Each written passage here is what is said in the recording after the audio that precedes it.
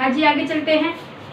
आगे आते हैं, हम मनुष्य में पाचन तंत्र पढ़ रहे हैं, ठीक है, क्लास 7 का प्राणियों में पोषण, ठीक है, हिंदी मीडियम है। हमने कहाँ तक कर लिया था कि भाई हमारा पाचन तंत्र कैसे होता है, मैंने एक डायग्राम भी बनाया था उसके अंदर। ऑलराइट, ठीक है, आगे बढ़ते हैं। आगे होता है मुख गुहा। देखो मुख गुहा क्या होता है। मुख गुहा को आमतौर पर मुंह कहा जाता है। क्या कहा जाता है? मुंह। मुंह को ही क्या कहते हैं? मुख गुहा कहा जाता है। कंफ्यूज नहीं होना है। मुंह के रूप में जाना जाता है और ये मनुष्य के लिए पाचन तंत्र की शुरुआत होती है। शुरुआत कैसे करते हैं? खाने की यहीं से करते हैं, ठीक है।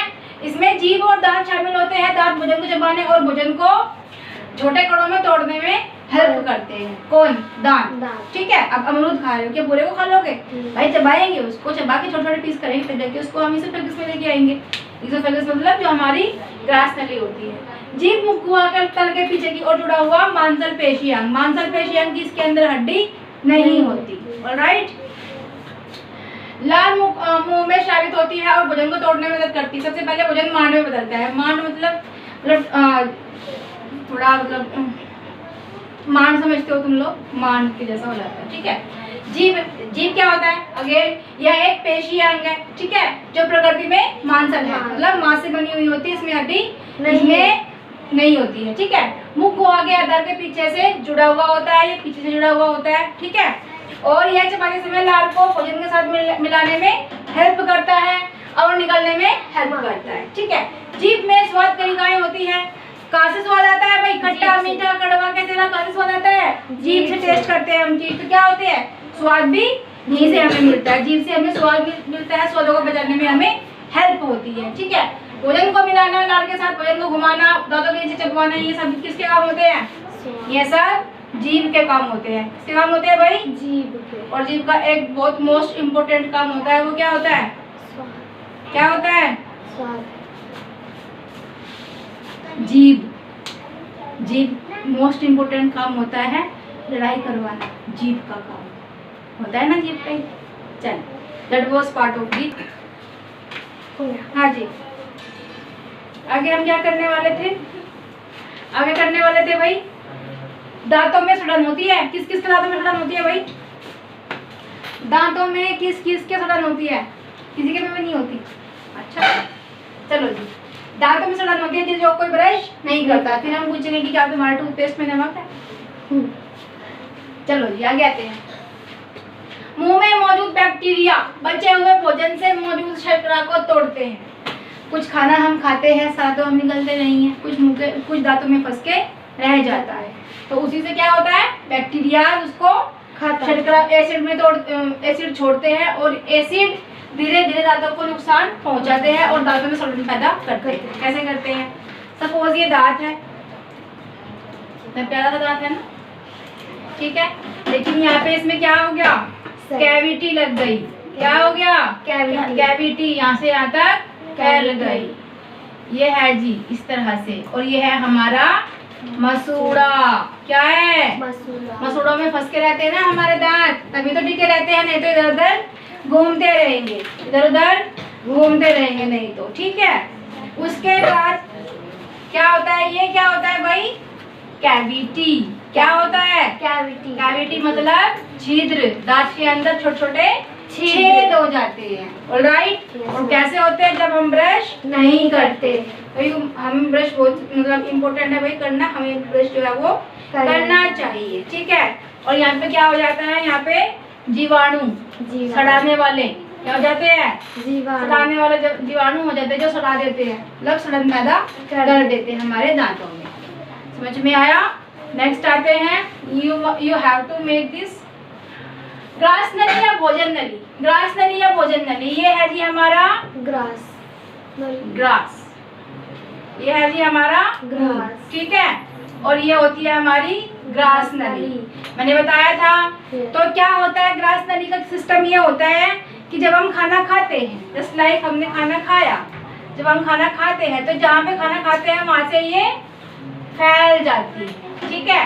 और जहाँ पे खाना अभी नहीं है वहाँ से ये सिकुड़ी हुई रहती है, ठीक है। कैसी रहती है? सिकुड़ी हुई रहती है। फिर ये खाना यहाँ आ जाएगा तो यहाँ से सिकुड़ जाएगी और यहाँ से फैल जाएगी इस तरह से, ठीक है, तो ये फैलती है और सिकुड़ती है। कितनी होती है लगभग? कितनी होती है? लगभग 25 सेंटीमीटर की होती है। ठीक है, क्या होती है? ग्रास नली। ग्रास नली को इसोफेगस या फूड पाइप भी कहते हैं। ठीक है, और भाई दांत सही कराने के लिए होता है एक RCT। दांत सही कराने के लिए क्या होता है? ICT। दांत सही कराने के लिए RCT होता है। RCT मतलब क्या? RCT मतलब रूट कैनल ट्रीटमेंट। क्या होता है? रूट कैनल ट्रीटमेंट होता है। तो उसके हेल्प से क्या होता है कि हमारे जो दांत होते हैं उसके ऊपर कैप चढ़ाई जाती है, कैप लगवानी होती है। अगर खाना खाने के बाद एसिडिक हो जाता है तो खाना ये तो दांतों की को क्या करेगा? pH वैल्यू को एसिडिक बना देगा।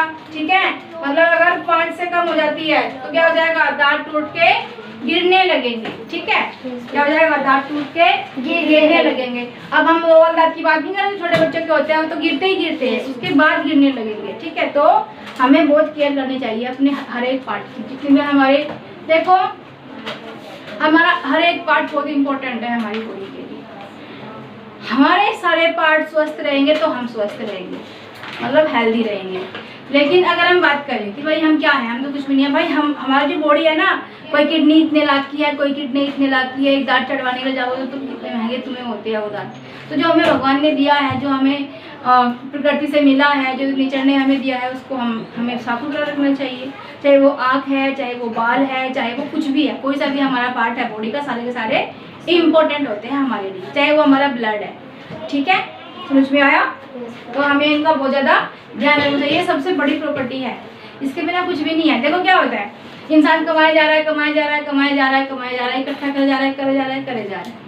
उसके बाद क्या होगा? बीमार है फिर भी कमाया जा रहा है। उसके बाद क्या होगा कि एक दिन ऐसा आएगा कि बहुत ज़्यादा बीमार हो जाएगा, जितना कमाया सारा डॉक्टरों को दे देगा, अपने ऊपर लगा लेगा अपने आप को ठीक करने के लिए। तो पहले अपनी हेल्थ खराब करता है पैसा कमाने के लिए, और फिर पैसा खराब करता है अपनी हेल्थ को ठीक करने के लिए। तो ये सब प्रोसेस चलता है और हर किसी का यही हाल है। हाँ जी, आते हैं। पेट क्या होता है भाई? पेट अमाशय। हम कहते हैं कि हमारे पेट में दर्द है, तो पेट के अंदर बहुत सारी चीज़ें होती है। ठीक है, पेट नहीं होता। जो हमारा ये पूरा हिस्सा है, ठीक है, जो हमारा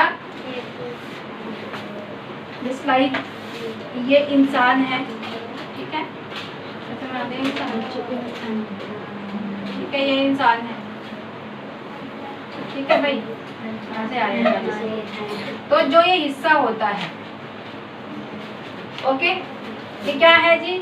इसोफेगस। यहाँ पे ये पूरा हिस्सा कहते हैं कि हमारे पेट में दर्द है, इसको क्या कहते हैं? ये हमारा पेट है। ठीक है, लेकिन इसके अंदर ये इसोफेगस होता है और यहाँ पे होता है, इसको बोलते हैं पेट। ये होता है हमारा अमाशय, यानी कि स्टमक। ये क्या होता है? अमाशय, स्टमक या फिर अमाशय। ये होता है जी वो पेट, जिसको बोलते हैं पेट में दर्द। और जो ये हिस्सा है, इसके अंदर हमारे लंग्स भी होते हैं, हमारा लीवर जिसको हम यकृत बोलते हैं वो भी होता है, गॉल ब्लैडर भी होता है।